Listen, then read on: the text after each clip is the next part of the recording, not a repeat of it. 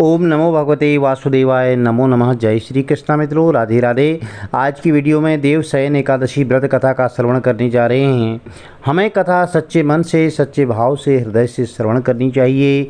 आज 17 जुलाई 2024 को देवशयनी एकादशी है। इस दिन समस्त प्रकार के मांगलिक कार्य किए जाते हैं और भगवान श्री हरि विष्णु 4 महीने की चिर निद्रा पर विश्राम करते हैं।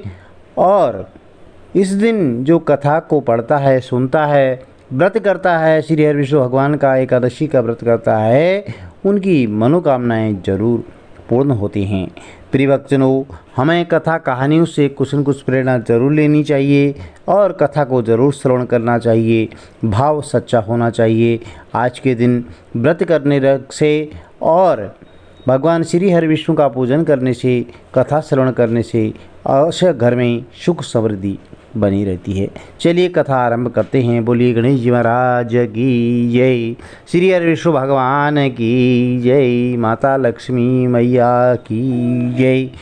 पौराणिक कथा के अनुसार मानधाता नाम का एक सूर्यवंशी राजा था। वह हमेशा सत्य बोलता था और महान तपस्वी और चक्रवर्ती था।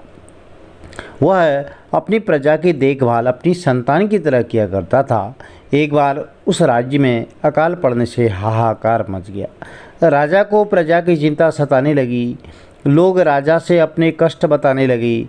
इससे राजा बहुत परेशान हुआ और इस समस्या का समाधान निकालने के लिए वह राजा मानधाता भगवान की पूजा कर कुछ विशिष्ट व्यक्तियों को साथ लेकर के वन को चल दी।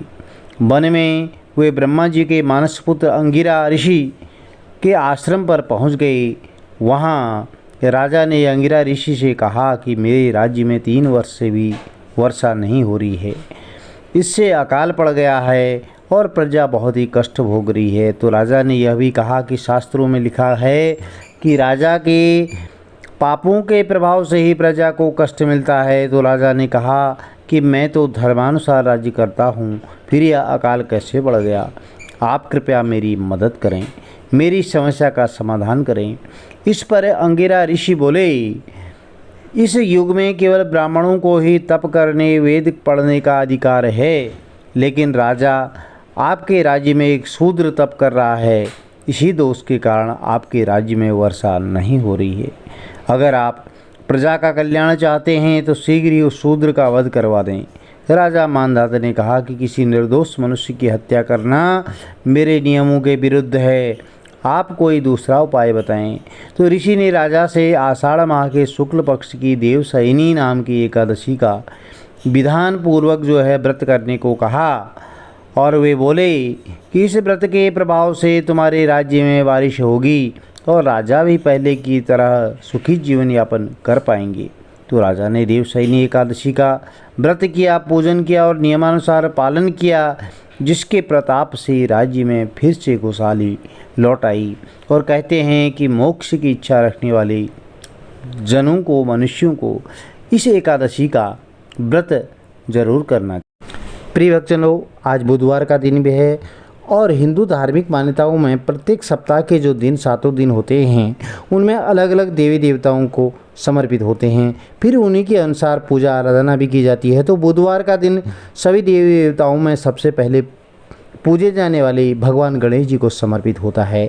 बुधवार के दिन उपवास रखने का विशेष महत्व होता है, क्योंकि बुधवार के देवता भगवान गणेश जी बुद्धि के देवता हैं। ऐसे में बुधवार के दिन व्रत रखने से जीवन में सुख समृद्धि आती है और मंगलमय समय रहता है। वैसे भी आज देवशयनी एकादशी है, तो 2 तिथियां पड़ रही हैं। आप गणेश जी का व्रत भी रख सकते हैं और श्री हरि विष्णु भगवान के निमित्त एकादशी का व्रत भी रख सकते हैं।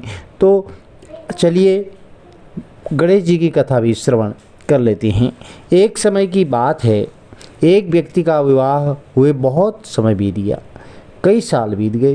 विवाह के बाद उसकी पत्नी एक बार अपने मायके गई हुई थी। तो पत्नी के मायके में रहने के कई दिनों बाद उसका पति अपनी पत्नी को विदा करवाने के लिए ससुराल पहुंचा।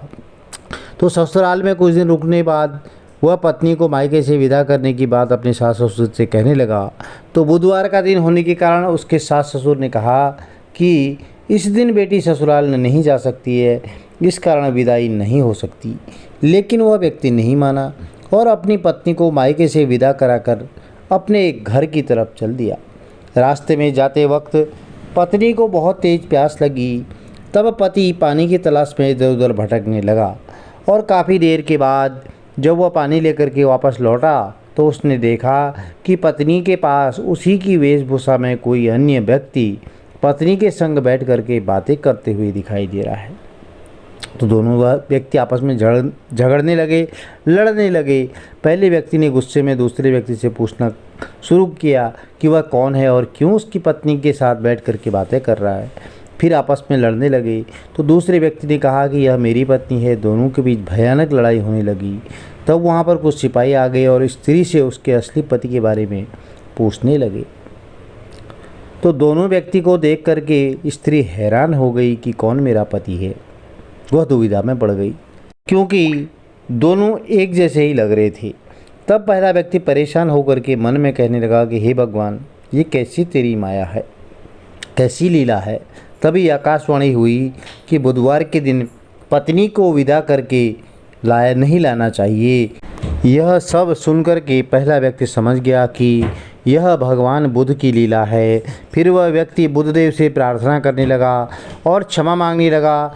फिर फौरन ही बुद्धदेव अंतर्ध्यान हो गए और उस व्यक्ति को अपनी पत्नी मिल गई। तभी से हर दिन बुधवार के दिन भगवान गणेश जी की पूजा होने लगी।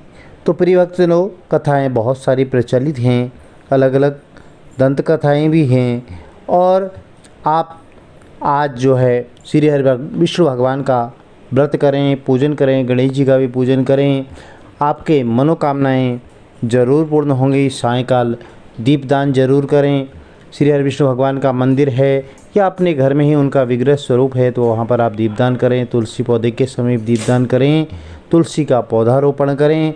आपके मनोकामनाएं जरूर पूर्ण होंगी। यदि वीडियो में दी गई कथा आपको अच्छी लगी तो चैनल को लाइक करें, शेयर करें, सब्सक्राइब करें। साथ में बेल आइकन ज़रूर प्रेस कर दें जिससे आने वाली कथाओं की नोटिफिकेशन आपको ठीक समय पर मिलती रही।